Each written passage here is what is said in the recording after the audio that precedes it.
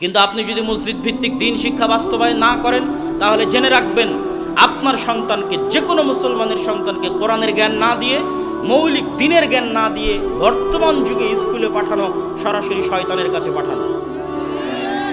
আর আমি যখনই শয়তানের কথা বলি, ইবলিসের কথা বলি, আল্লাহে আল্লাহর কসম, আল্লাহে আল্লাহর কসম, আল্লাহে আল্লাহর কসম, কাল্পনিক কোনো চরিত্রের কথা বলি না। যে ইবলিস পৃথিবীতে বাস করে, যে ইবলিস আদম আলাইহিসসালাতু ওয়াসসালামকে সিজদা করেনি, সরাসরি ওই ইবলিসের কথা বলি। আমি বক্তব্যে বলেছি শরীফ এবং শরীফার গল্প, ট্রান্সজেন্ডারের গল্প ইবলিস স্বয়ং নিজে লিখেছে। তো আমি যখন বলেছি ইবলিস নিজে লিখেছে, আল্লাহর কসম আমি এটা কাল্পনিক চরিত্র হিসেবে ব্যবহার করিনি। আমি সত্যি সত্যি ওই ইবলিস বুঝিয়েছি যে পৃথিবীতে বাস করে, ওই ইবলিস বুঝিয়েছি যে আদম আলাইহিসসালাতু ওয়াসসালামকে সিজদা করেনি সেই ইবলিস। এই ইবলিসের সবচেয়ে বড় এজেন্ডা হচ্ছে মানুষকে তার স্বাভাবিক মর্যাদা থেকে, স্বাভাবিক মান সম্মান থেকে নিচে নামিয়ে দেওয়া। তাহলে মানুষ যখন এই ধরনের জঘন্য নিকৃষ্ট পশু বৃত্তিতে লিপ্ত হয়ে যাবে, তখন ইবলিস খুশি হবে, ইবলিস শান্তি পাবে, ইবলিস আরাম পাবে। এই জন্য সারা পৃথিবীতে ইবলিস তার এই এজেন্ডা নিয়ে কাজ করতেছে। অতএব আপনি আপনার সন্তানকে দ্বীন না শিখে স্কুলে পাঠালেন মানে ইবলিসের কাছে পাঠালেন। আর সেই দিন আরো ভয়াবহ হবে। কোন দিন ভয়াবহ হবে? আপনি জার্মানিতে খোঁজ নেন, ফ্রান্সে খোঁজ নেন, যে কোনো প্রবাসী ভাইয়ের কাছে, যে মুসলমানের সন্তান যদি স্কুলে যায় আর স্কুলে যদি তাকে সমকামিতা শেখানো হয়, আর বাবা যদি এই সমকামিতার প্রোটেস্ট করে, যেটা আমাদের দিনে হারাম, বা বাবা যদি সন্তানকে শাসন করার চেষ্টা করে, আর ওই সন্তান যদি স্কুলে গিয়ে শিক্ষককে বলে যে আমার স্কুলে যেটা শেখানো হচ্ছে বাবা তার বিরোধিতা করতেছে এবং আমাকে এটা করতে দিচ্ছে না বা মানতে দিচ্ছে না, সাথে সাথে গভর্নমেন্টের পক্ষ থেকে পুলিশের মাধ্যমে ওই সন্তানকে বাপ মা থেকে আলাদা করে দেওয়া হবে, সন্তানকে সেফ হোমে রাখা হবে। মাসে একদিন, বছরে একদিন সন্তানকে আপনি দেখতে পাবেন, সন্তানকে আপনি শিক্ষা দিতে পারবেন না। সন্তান জন্ম দিয়েছেন আপনি, সন্তানের পিছনে খরচ করছেন আপনি, খাওয়াচ্ছেন আপনি, কিন্তু সন্তানকে শিক্ষা দিবে, মানুষ করবে স্বয়ং ইবলিস নিজে। সেই ভয়াবহ দিন এখনো আসেনি। ওই ভয়াবহ দিন আসার আগে এখনো যতদিন আপনাদের মসজিদগুলো আছে, এই মসজিদগুলোতে দ্বীন শিক্ষার ব্যবস্থাকে শক্তিশালী করেন। মসজিদের চাইতে শক্তিশালী হতে হবে দ্বীন শিক্ষার ব্যবস্থা। এমনও বহু মসজিদ গেছি আমাদের 157-58 মসজিদের সফরের মধ্যে, যেই মসজিদগুলোতে এসি আছে, টাইলস আছে, সব কিছু আছে, কিন্তু দ্বীন শিক্ষা, কোরআন শিক্ষার ব্যবস্থা নাই। আবার জিজ্ঞেস করলে কমিটি বলে যে অর্থনৈতিক সমস্যা। তখন আমি কমিটিকে বলেছি আপনার এসি বিক্রি করলে 1 বছর মক্তব চলবে, আর আপনার এসি বিক্রি করা শেষ হয়ে গেলে মসজিদের দেওয়াল থেকে টাইলস খুলে বাজারে বিক্রি করবেন, ওইটা দিয়ে আর কিছুদিন মক্তব চলবে। টাইলস খুলে বিক্রি করা হয়ে গেলে যে ফ্যানগুলো লাগিয়ে রেখেছেন, এই ফ্যানগুলো খুলে বাজারে বিক্রি করবেন, আর কিছুদিন মক্তব চলবে। তারপরে যে মাইক আর ব্যাটারিটা আছে ওটাও খুলে বাজারে বিক্রি করে দিবেন, আর কিছুদিন মক্তব চলবে। তবুও আপনি মসজিদে যা লাগিয়েছেন তার চাইতে শিক্ষা বেশি জরুরি।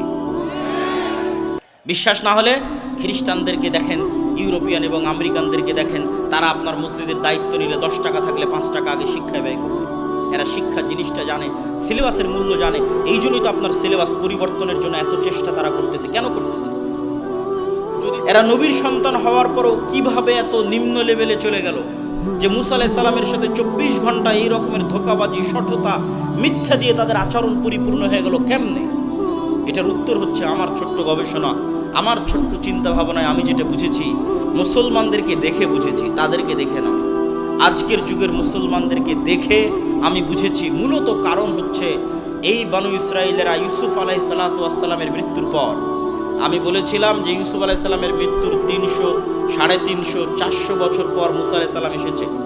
এই ইউসুফ আলাইহিসসালামের মৃত্যুর পর বানু ইসরাইলেরা গোলাম হয়ে যায়, ফেরাউনের গোলাম।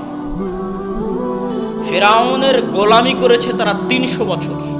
আর যখন মানুষ গোলাম হয় তখন সেলফ রেসপেক্ট থাকে না, আত্মমর্যাদা থাকে না, আত্মসম্মান থাকে না। তখন মানুষ বিক্রি হয়ে যায়, অন্তর ছোট হয়ে যায়, ছোট ছোট বিষয় নিয়ে কাড়াকাড়ি করে, ছোট ছোট বিষয় নিয়ে মারামারি ছোট হয়ে যায়। গোলামির কারণে মানুষের অন্তর নত হয়ে যায়, গোলামির কারণে মানুষের ব্যক্তি সম্মান নষ্ট হয়, গোলামির কারণে মানুষের ব্যক্তিত্ব, আত্মমর্যাদা, আত্মসম্মান নষ্ট হয় গোলামির কারণে। দলিল আমার কাছ থেকে দলিল হচ্ছে এই জন্যই আল্লাহ সুবহানাহু ওয়া তাআলা মুসা আলাইহিস সালামকে বানু ইসরাইলদের সাথে বড় করেননি। মুসা আলাইহিস সালামকে আল্লাহ বড় করেছেন ফেরাউনের বাড়িতে।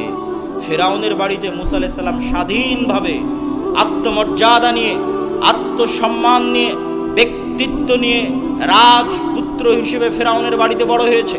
ফেরাউনের বাড়িতে বড় হওয়ার কারণেই মুসা আলাইহিস সালাতু ওয়াস সালাম যখন বাড়ি থেকে বের হয়ে দেখছেন 25-30 বছর বয়স যে একজন ফেরাউনের লোক একজন বানু ইসরাইলের লোকের উপর অত্যাচার করতেছে, তখন মুসা আলাইহিস সালাম এক থাপ্পড়ে ফেরাউনের লোককে মেরে ফেলে দিয়েছেন। এই থাপ্পড় দেওয়ার জাজবা কোনো গোলামের থাকতে পারে না। এই থাপ্পড় দেওয়ার জাজবা মুসা আলাইহিস সালামের মধ্যে এই জন্যই এসেছে যে উনি স্বাধীনভাবে ফেরাউনের বাড়িতে বড় হয়েছেন। আল্লাহ সুবহানাহু ওয়া তাআলা এই জন্যই ওনাকে বানু ইসরাইলের সাথে বড় করেনি, কিন্তু উনি তো স্বাধীনভাবে আত্মমর্যাদা নিয়ে বড় হলেন। কিন্তু যাদের উনি নবী, এরা তো 300 বছর থেকে গোলাম। এই জন্য কথায় কথায় এদের আচরণ দেখেন। নবীকে বলতেছে তোমার আল্লাহকে না দেখলে ঈমান আনবো না, নবীকে বলতেছে এক খাবার প্রতিদিন ভালো লাগে না, নবীকে বলতেছে তুমি যাওয়ার তোমার আল্লাহ গিয়ে যুদ্ধ করো, তারপরে জয় হলে আমরা আসবো। এই ধরনের কথা একজন নবীর সাথে কেমনে যায়? নবী ব্যক্তিত্ব, আত্মমর্যাদা, আত্মসম্মান, সত্যবাদিতা, আমানতদারিতা, ন্যায়পরায়ণতার বৈশিষ্ট্যে বড় হয়েছে, আর এরা গোলামির জীবন যাপন করেছে। এই জন্য এদেরকে উনি চালাতে পারেননি। আমরা মুসলমানেরা আমাদেরও স্বভাব এতটা নিকৃষ্ট, এতটা খারাপ, এতটা জঘন্য ছিল না, কিন্তু দীর্ঘ 200, 250, 300 বছরের ব্রিটিশদের গোলামি আমাদেরকে মিথ্যুক, দুর্নীতিবাজ, ধোঁকাবাজ, ফাঁকিবাজ বানিয়ে ছেড়েছে। আমাদের রক্তের মধ্যে মিথ্যা, ধোঁকা, দুর্নীতি এবং ফাঁকি ঢুকে গেছে গোলামি করতে করতে। আপনাদের আরএস পর্চার আগের সিএস এবং এসএ পর্চা খুলে দেখেন, আপনারা জমির মালিকই ছিলেন না।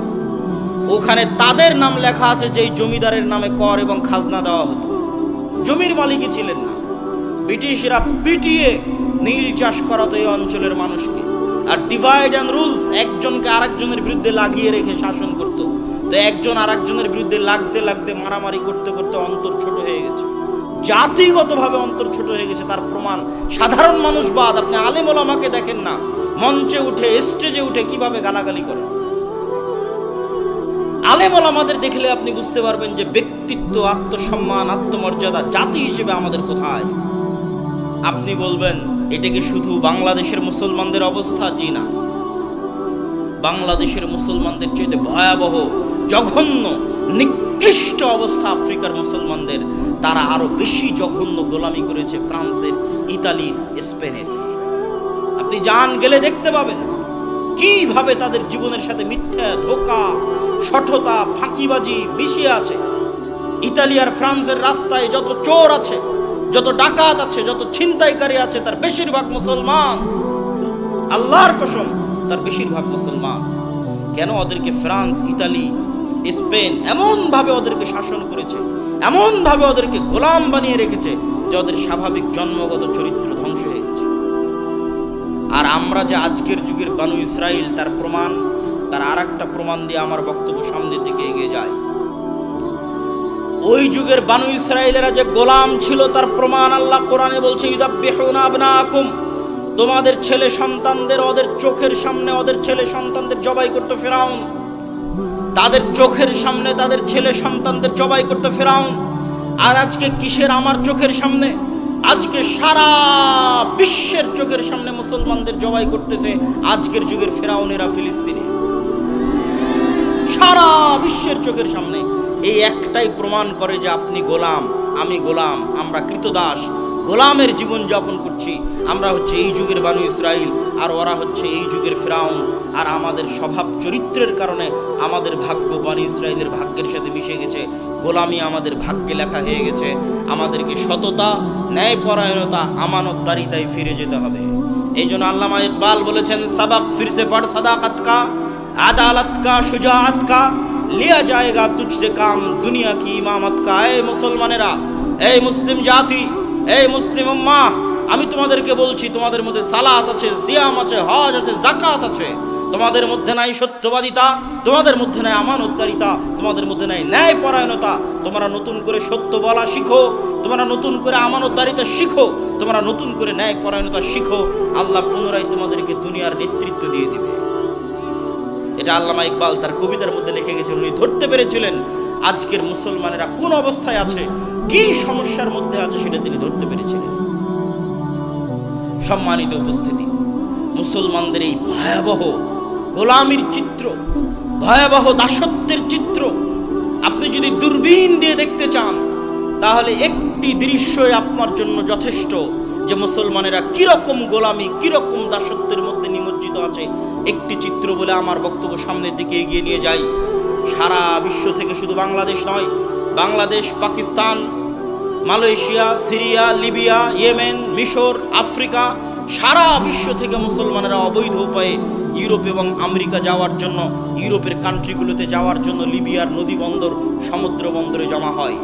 এরা রোহিঙ্গাদের মতো করে বাতাস দিয়ে ফুলানো নৌকায় চড়ে, যেই নৌকাতে 300-400 জন আরোহী উঠে। এই 300-400 জন আরোহী নিয়ে এই নৌকা হয় ডুবে যাবে, আর না হয় ইউরোপ তাদেরকে ভিক্ষা দিবে শরণার্থী হিসেবে, যে আসো আমার দেশে থাকো, গোলামি করো, শরণার্থী হিসেবে ভিক্ষা দিবে। এরা আবার ওই দেশে গিয়ে কি করবে? আপনি ইউরোপে যতজন মুসলমান আছে, আমেরিকায় যতজন মুসলমান আছে, তাদের আমি ছোট করছি না, কখনোই না, কিন্তু মুসলমানদের সামাজিক অবস্থান দেখাচ্ছি। তাদের জিজ্ঞেস করবেন যে ইউরোপ আমেরিকায় মুসলমানেরা কি করে, মুসলমানেরা কয়জন ডাক্তার, কয়জন বিশ্ববিদ্যালয়ের প্রফেসর, কয়জন বিজ্ঞান ইনস্টিটিউটের মালিক, কয়জন ব্যবসায়িক কোম্পানির মালিক? না বেশিরভাগ মুসলমান ট্যাক্সি ড্রাইভার, বেশিরভাগ মুসলমান রেস্টুরেন্টের ওয়েটার, না বেশিরভাগ মুসলমান কেয়ার হোমের জব করে, না বেশিরভাগ মুসলমান সুপার শপের দোকানদারি করে? খোঁজ নিয়ে দেখবেন। আর একটা ইহুদি পল্লীতে খোঁজ নিয়ে দেখবেন, ওই ইহুদি পল্লীতে যদি 300 জন বসবাস করে, তাহলে ওই ইহুদি পল্লীর 300 জনের 300 জন ইহুদি, 300 জনই হয় ডাক্তার, না হয় মেডিকেলের প্রফেসর, না হয় কোম্পানির মালিক, না হয় ব্যাংকের মালিক, আর মুসলমানেরা হচ্ছে সমাজের তৃতীয় শ্রেণীর নাগরিক। এই জন্য আমি বলেছি, ভারতের মুসলমানদের সাথে ইউরোপ আমেরিকার মুসলমানদের কোনো পার্থক্য নয়, এতটুকু যে ভারতের মুসলমানেরা নাগরিক অধিকার পায় না, মানবিক অধিকার পায় না। ইউরোপ আমেরিকার মুসলমানেরা নাগরিক আর মানবিক অধিকার পায়, ন্যূনতম হলেও পায়। কিন্তু পার্থক্য কি? ভারতের মুসলমানেরাও যেমন আপনি খুঁজে দেখবেন, না ডাক্তার, না ইঞ্জিনিয়ার, না মেডিকেলের প্রফেসর, সব হচ্ছে দুবাই, দিল্লি, কেরালা, মুম্বাই, এগুলোতে গিয়ে মিস্ত্রিগিরি করে, যোগালিগিরি করে, লেবারিগিরি করে। ওই একই লেভেলে মুসলমানরা ইউরোপ এবং আমেরিকায় কাজ করে। এটা হচ্ছে মুসলমানদের গোলামির চিহ্ন। মুসলমানদের শিক্ষাগত অধপতন, শিক্ষাগত অযোগ্যতা এবং চারিত্রিক অধপতন তাদের ভাগ্যে গোলামি লিখে দিয়েছে, তাদের ভাগ্যে গোলামি নিয়ে এসেছে শিক্ষাগত অধপতন এবং চারিত্রিক অধপতন।